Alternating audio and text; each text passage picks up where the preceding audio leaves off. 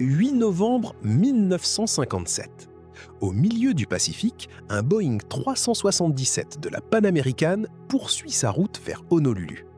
À son bord, 44 personnes. À 17h04, le commandant transmet sa position. L'avion vole à 10 000 pieds. Tout semble normal. Aucune panne signalée. Aucune urgence. Aucune inquiétude dans la voix de l'équipage. Un nouveau message doit arriver moins d'une heure plus tard. Mais cette fois, la radio reste muette. Les stations au sol appellent le vol Panam 7. Encore. Et puis encore. Aucune réponse. Pas un seul SOS. Pas même quelques secondes de transmission interrompue. L'un des avions les plus prestigieux de son époque vient de disparaître avec ses 36 passagers et ses 8 membres d'équipage. Quelques jours plus tard, l'océan restitue des corps et des fragments de l'appareil. Mais pas le fusage principal. Et surtout, pas la moindre explication. Incendie incontrôlable ? Défaillance mécanique brutale ? Explosion en plein vol ? Ou acte volontaire soigneusement dissimulé par l'immensité du Pacifique ? Qu'est-ce qui a pu frapper cet avion assez violemment pour empêcher 8 professionnels d'envoyer le moindre appel de détresse ? Voici l'histoire du vol Panam 7 et de son dernier message, parfaitement normal. Quelques heures plus tôt, rien ne laisse encore présager le drame. Nous sommes le 8 novembre 1957, à l'aéroport international de San Francisco. Sur le tarmac se prépare l'un des appareils les plus impressionnants de l'aviation commerciale de l'époque. Un Boeing 377 Stratocruiser de la compagnie Pan American. Son nom ? Clipper Romance of the Skies. Avec son imposant fuselage, ses 4 moteurs à hélice et sa cabine conçue pour les longues traversées, le Stratocruiser incarne alors le prestige du voyage aérien. Mais derrière cette image de luxe se cache une réalité beaucoup plus exigeante. Traverser le Pacifique en 1957 signifie voler pendant des heures au-dessus d'une immense étendue d'eau, loin de tout terrain de secours. Pas de satellite. Pas de suivi permanent sur un écran, pas de géolocalisation continue. Le seul lien régulier entre l'avion et le sol repose sur les messages radio transmis à des heures précises. À bord du vol Pan Am 7 se trouvent 36 passagers et 8 membres d'équipage. 44 personnes au total. Certaines rejoignent Hawaï, d'autres doivent poursuivre leur voyage bien au-delà, car Honolulu n'est que la première étape d'une longue route internationale à travers le Pacifique. Dans le cockpit, l'équipage prépare la traversée. Les instruments sont contrôlés, les réservoirs contiennent suffisamment de carburant pour environ 13 heures de vol. La météo est étudiée, la route est confirmée. À 11h30, le Boeing quitte San Francisco. L'appareil prend de l'altitude, s'éloigne de la côte californienne et met le cap vers Honolulu. Devant lui s'étendent plusieurs milliers de kilomètres d'océan. Pendant les premières heures, tout se déroule normalement. Les moteurs fonctionnent, la trajectoire est maintenue, les messages radio sont transmis comme prévu. Rien dans les communications de l'équipage ne laisse penser qu'une menace se rapproche. Et pourtant, ce type d'avion n'est pas sans faiblesse. Le Boeing 377 est puissant, mais complexe. Ses moteurs à piston sont soumis à d'énormes contraintes mécaniques. Une panne grave, un incendie ou une rupture structurelle peuvent évoluer rapidement, surtout au-dessus d'une zone où aucun atterrissage d'urgence n'est possible. Mais ce jour-là, aucun problème majeur n'est signalé. Pas de vibration inquiétante annoncée, pas de déroutement demandé, pas de changement de cap inhabituel. Le vol Panam 7 continue vers l'ouest, à 10 000 pieds d'altitude, au-dessus d'un océan calme en apparence. À mesure que la côte américaine disparaît derrière lui, l'avion entre dans une région où quelques minutes de silence radio peuvent encore sembler normales.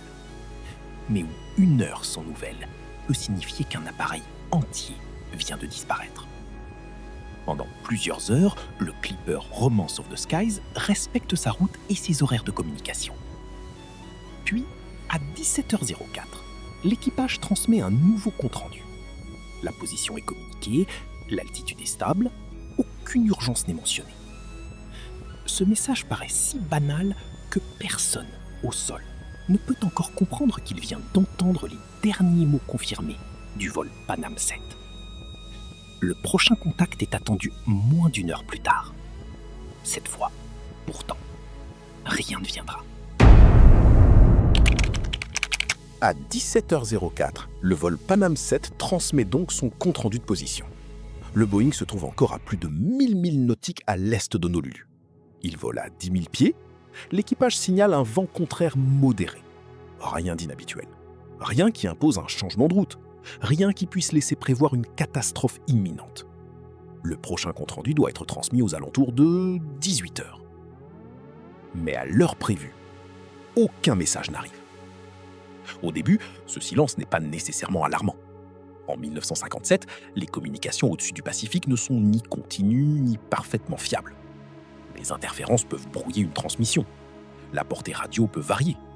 Un équipage peut aussi être occupé pendant quelques minutes et transmettre légèrement plus tard que prévu. Alors, les opérateurs attendent. Puis, ils tentent de joindre l'avion. Grésillement radio, appel lointain. Clipper 7 ! Aucune réponse. Un nouvel appel est lancé. Toujours rien. Les stations susceptibles de capter l'appareil sont sollicitées à leur tour, mais aucune n'entend la voix de l'équipage. Aucune ne reçoit de message différé. Aucune ne capte le moindre signal d'urgence. À 18h42, Pan American prévient les gardes-côtes américains. Le dernier contact remonte désormais à plus d'1h30. La situation est inhabituelle, mais elle ne signifie pas encore avec certitude que l'avion s'est écrasé. Le Boeing emporte du carburant pour environ 13 heures de vol. Il pourrait avoir subi une panne de communication, il pourrait avoir modifié sa trajectoire, il pourrait même poursuivre sa route vers Honolulu sans parvenir à joindre les stations au sol. Mais chaque minute qui passe réduit le nombre d'explications rassurantes. Dans les centres de communication, les opérateurs continuent d'appeler. À bord d'autres avions présents dans le Pacifique, des équipages écoutent les fréquences. Personne ne reçoit de réponse. Le silence devient d'autant plus inquiétant qu'aucun message précédent ne signalait une dégradation. Pas de problème moteur, pas d'incendie, pas de turbulence critique, pas de demande de descente, pas de changement de cap annoncé. Si une urgence s'est déclarée après 17h04, elle a soit frappé très rapidement, soit privé presque immédiatement l'équipage de toute possibilité de communiquer. Et cette absence de SOS va devenir l'un des éléments les plus troublants de toute l'affaire. Car dans le cockpit se trouvent plusieurs professionnels entraînés aux situations d'urgence.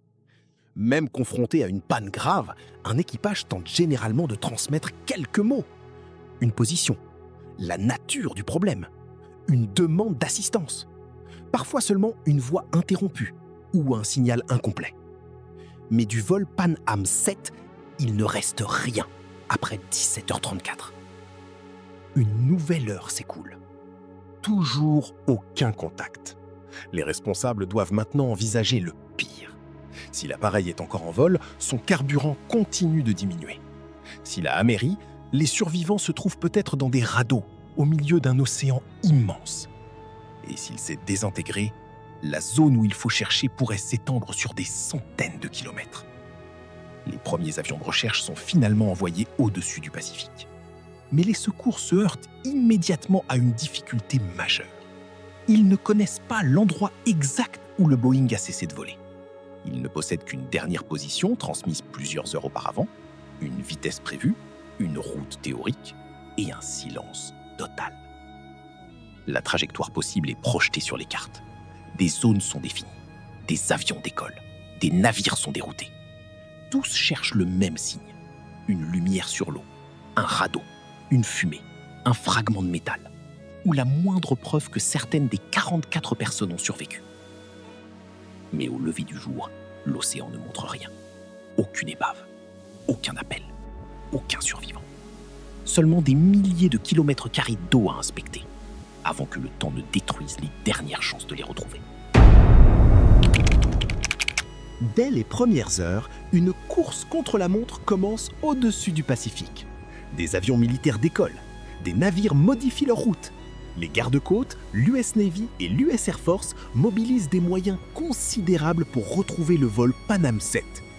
Mais ils doivent chercher presque à l'aveugle, Le Boeing a transmis sa dernière position à 17h04. Après cela, il a pu continuer pendant plusieurs minutes, peut-être davantage. Il a pu conserver sa trajectoire, virer vers le nord, descendre, faire demi-tour, ou tomber presque immédiatement. Chaque hypothèse déplace la zone de recherche de plusieurs dizaines, voire de plusieurs centaines de kilomètres. Les équipes calculent alors toutes les positions possibles. Elles prennent en compte la vitesse de l'avion, la direction du vent, son autonomie restante, les courants marins et le temps écoulé depuis le dernier message. Sur les cartes, la zone s'agrandit rapidement. Dans la réalité, elle représente une étendue d'eau presque impossible à couvrir entièrement. Les équipages de recherche scrutent la surface pendant des heures. Ils cherchent une tache de carburant, un morceau d'aile, Un radeau de sauvetage, un signal lumineux, n'importe quoi qui puisse indiquer l'endroit où le Boeing a disparu. Mais le Pacifique semble vide. Au début, l'espoir demeure. Le Stratocruiser est équipé de matériel de survie. Si l'équipage a réussi un amérissage contrôlé, certaines personnes pourraient se trouver dans les radeaux. Chaque minute compte. Sous le soleil, les survivants risqueraient la déshydratation. Pendant la nuit, ils deviendraient presque invisibles depuis les airs. Et les courants pourraient les éloigner rapidement du point d'impact. Les recherches se poursuivent donc sans interruption, jour après jour, avion après avion. Navire après navire. Mais aucun appel de détresse n'est reçu. Aucune fusée de signalisation n'est aperçue. Aucun radeau occupé n'est découvert. Puis, le 14 novembre, 6 jours après la disparition, un avion de recherche repère enfin quelque chose à la surface. Des fragments. Des objets provenant vraisemblablement du vol. Et bientôt, des corps. 19 victimes seront finalement récupérées. Mais aucun survivant. Cette découverte confirme le scénario redouté depuis le début. Le Boeing ne poursuit pas sa route avec une simple panne radio. Il ne flotte pas intact quelque part dans le Pacifique. Le vol Panam 7 s'est bien écrasé. La question n'est plus de savoir s'il y a eu un accident. La question est désormais de comprendre comment il s'est produit. Les corps et les objets retrouvés sont ramenés à terre. Chaque élément devient potentiellement crucial. Un vêtement peut révéler la violence de l'impact. Une blessure peut indiquer si l'avion s'est désintégré avant de toucher l'eau. Une trace de brûlure peut orienter vers un incendie. Un fragment de métal peut porter les marques d'une explosion. Mais les enquêteurs font face à un problème immense. Le fuselage principal n'a pas été retrouvé. Les moteurs restent au fond du Pacifique. Le cockpit a disparu. Les instruments ont disparu. La majorité des victimes aussi. Et en 1957, les avions de ligne ne disposent pas encore des systèmes d'enregistrement modernes, capables de restituer précisément les dernières minutes d'un vol. Les enquêteurs ne possèdent donc pas une épave complète à reconstruire. Ils disposent seulement de fragments dispersés, de 19 corps, et d'un dernier message parfaitement normal. L'océan a rendu suffisamment de preuves pour confirmer la catastrophe, mais pas assez pour l'expliquer. Et bientôt, les premières analyses vont révéler des éléments troublants. Certains semblent orientés vers une urgence brutale, d'autres vers une situation beaucoup plus complexe. À ce stade de l'enquête, quelle hypothèse vous semblerait la plus probable ? Une panne mécanique soudaine ? Un incendie impossible à maîtriser ? Ou une explosion avant l'impact ? Gardez votre réponse, car les indices retrouvés dans les jours suivants vont rendre chacune de ces théories possible, puis immédiatement contestable. À leur retour à terre, les enquêteurs ne disposent que d'une infime partie du vol Panam 7. Environ 200 kg de matériaux récupérés. Des éléments secondaires du fuselage, des morceaux de la cabine, des équipements, des objets personnels, et les corps de 19 victimes sur les 44 personnes qui se trouvaient à bord. Chaque fragment est transporté dans une zone sécurisée de la base de maintenance panaméricaine, à San Francisco. Les enquêteurs les examinent un à un. Ils cherchent une déformation produite par une explosion, une trace chimique, une brûlure, une rupture métallique, quelque chose capable de raconter les dernières minutes de l'avion. Mais presque immédiatement, les indices commencent à se contredire. 14 des 19 victimes retrouvées portent un gilet de sauvetage. Aucune ne porte encore ses chaussures. Ces deux éléments suggèrent que les passagers ont probablement reçu un avertissement. Ils auraient eu le temps de se préparer à un possible amérissage. Cela signifie que l'avion ne s'est peut-être pas désintégré sans aucun signe préalable. Dans la cabine, quelqu'un aurait compris que la situation devenait grave. Des consignes auraient été données. Les passagers auraient retiré leurs chaussures pour faciliter l'évacuation. Puis ils auraient enfilé leurs gilets. Mais cette préparation soulève immédiatement une nouvelle question. Si l'équipage a eu suffisamment de temps pour avertir les passagers, pourquoi n'a-t-il jamais envoyé le moindre message de détresse? Pas un mot, pas une position actualisée, pas même un signal incomplet. Quelque chose aurait donc permis de préparer la cabine, tout en empêchant le cockpit de communiquer avec le sol. Les blessures observées sur les victimes révèlent également un impact très violent. Mais les enquêteurs ne pensent pas nécessairement que le Boeing est tombé presque verticalement dans l'océan. Le scénario étudié est plus complexe. L'équipage aurait peut-être tenté un amérissage. L'avion aurait approché la surface avec une trajectoire encore partiellement contrôlée. Puis l'aile droite aurait touché l'eau. À cette vitesse, le contact aurait brutalement déséquilibré le stratocruiser, détruit sa structure et projeté les occupants dans une catastrophe impossible à survivre. Cette hypothèse expliquerait les gilets, les chaussures retirées et l'absence d'une épave relativement intacte à la surface. Mais elle n'explique toujours pas ce qui a obligé l'équipage à descendre vers l'océan. C'est alors que les autopsies révèlent l'indice le plus troublant de toute l'enquête. Dans 14 des 19 corps, les médecins détectent des concentrations importantes de monoxyde de carbone. À certains niveaux, ce gaz peut provoquer des maux de tête, une confusion rapide, une perte de coordination, puis l'inconscience. Il est invisible. Et lorsqu'il envahit un espace fermé, les personnes exposées peuvent perdre leur capacité avant même de comprendre ce qui leur arrive. L'équipage aurait-il été progressivement intoxiqué? Un incendie caché aurait-il contaminé la cabine et le cockpit? Cette théorie semble d'abord capable de réunir plusieurs indices. Une panne moteur aurait pu provoquer un feu, des gaz toxiques auraient pu pénétrer dans le fuselage, l'incendie aurait pu endommager les radios, et un équipage affaibli aurait tenté de poser l'avion sur l'océan sans réussir à transmettre un SOS. Certains fragments récupérés présentent effectivement des signes de feu, mais aucune des victimes retrouvées ne porte de brûlure. Et les enquêteurs ne peuvent pas déterminer avec certitude si le monoxyde de carbone a été inhalé avant l'accident ou si certains résultats ont pu être influencés par les jours passés dans l'océan et la décomposition des corps. L'indice le plus spectaculaire devient donc lui-même incertain. Les enquêteurs étudient ensuite la cargaison. Certains produits transportés pourraient-ils avoir libéré un gaz toxique? Une cargaison de film en acétate de cellulose est examinée. Un produit chimique à forte odeur est également considéré. Mais aucun test effectué sur les débris ne permet de prouver que la cargaison a provoqué l'accident. Une origine criminelle est alors envisagée. Quelqu'un aurait-il introduit du monoxyde de carbone dans la cabine? Une bombe aurait-elle explosé à bord? Un acte de sabotage expliquerait la brutalité du silence et l'absence de message d'urgence. Mais là encore, les preuves manquent. Aucun résidu concluant, aucune déformation permettant d'identifier une explosion, aucun élément matériel capable de prouver qu'une bombe se trouvait dans l'avion. La piste mécanique paraît plus solide. Le Boeing 377 est propulsé par 4 moteurs complexes et puissants. Une rupture catastrophique d'un moteur ou d'un turbocompresseur aurait pu projeter des fragments vers le fuselage. Ces fragments auraient pu déclencher un incendie, endommager les commandes, couper les communications et forcer l'équipage à descendre immédiatement. Ce scénario correspond à plusieurs éléments, mais les moteurs n'ont jamais été récupérés. Les ailes principales sont restées au fond de l'océan. Aucun élément essentiel de la structure n'est disponible pour confirmer cette rupture.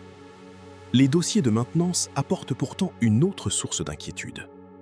Quelques mois avant l'accident, l'appareil avait subi 2 atterrissages suffisamment durs pour nécessiter des inspections. Les enquêteurs découvrent que certaines vérifications n'ont pas été documentées avec toute la rigueur attendue. Lors de l'une d'elles, une étape importante concernant la structure des ailes semble ne pas avoir été réalisée complètement. Cela ne prouve pas qu'une aile s'est rompue, Cela ne prouve même pas qu'un défaut existait au moment du départ. Mais cela empêche les enquêteurs d'écarter totalement une faiblesse structurelle. À ce stade, 4 scénarios restent donc sur la table. Une défaillance mécanique catastrophique, un incendie accompagné de fumée toxique, une faiblesse structurelle ou un acte volontaire. Chacun explique une partie de l'histoire. Aucun ne l'explique entièrement. C'est décidé naturel. C'est précisément là que cette affaire devient fascinante. Elle nous oblige à résister aux conclusions faciles et à distinguer les preuves de ce que nous aimerions leur faire dire. Si vous appréciez cette manière documentée de rouvrir les grandes énigmes, votre soutien à cette chronique nous aide à poursuivre ce travail. Retour immédiat à l'enquête. Car après des mois d'analyse, les enquêteurs doivent maintenant rendre leurs conclusions. Ils ont retrouvé des corps, des gilets de sauvetage, des traces possibles de feu, du monoxyde de carbone, des anomalies dans les dossiers de maintenance et plusieurs scénarios crédibles. Mais lorsqu'ils tentent de reconstituer une seule succession d'événements, il manque toujours la pièce essentielle, l'épave principale. Sans les moteurs, sans les ailes et sans le cockpit, aucune théorie ne peut être confirmée. Et le rapport final va reconnaître une réalité rare dans l'histoire de l'aviation. Les enquêteurs savent approximativement comment le Boeing a terminé sa course, mais ils ne peuvent pas déterminer ce qui l'a condamné. Après des mois d'enquête, les autorités doivent répondre à une question simple.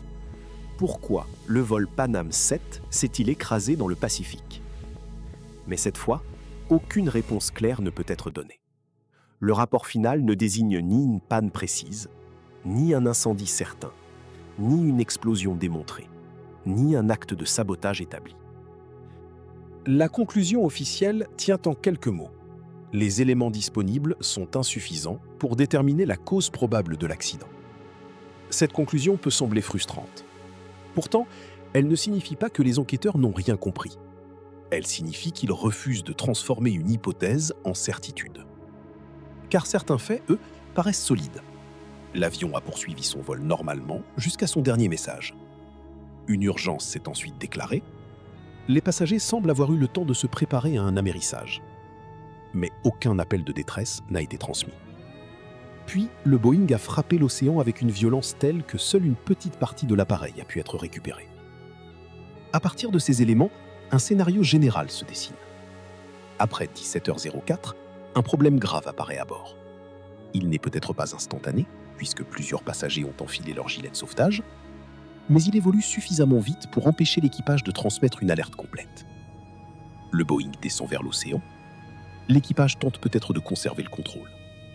Puis, quelque chose se produit au moment du contact avec l'eau. Une aile touche la surface. L'appareil pivote brutalement. La structure cède.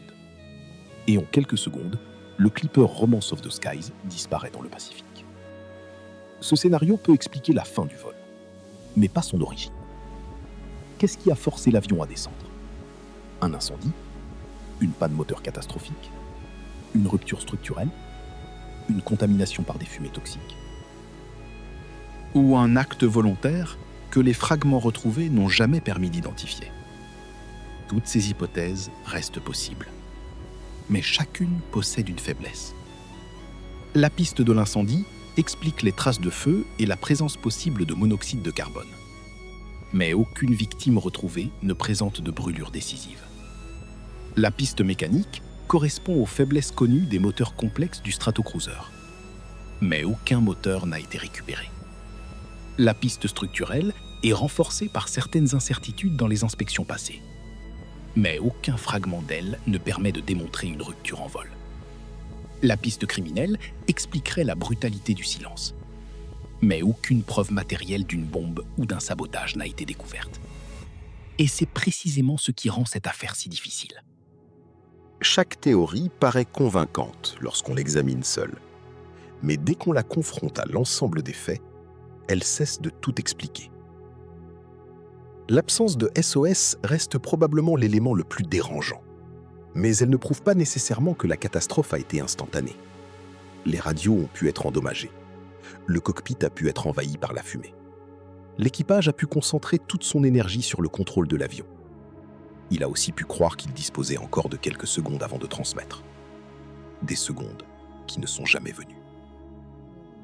Le vol Panam 7 ne fait donc pas partie de ces affaires totalement dépourvues d'indices. Au contraire, il existe des corps, des fragments, des analyses, des dossiers de maintenance, des traces de feu, des résultats médicaux.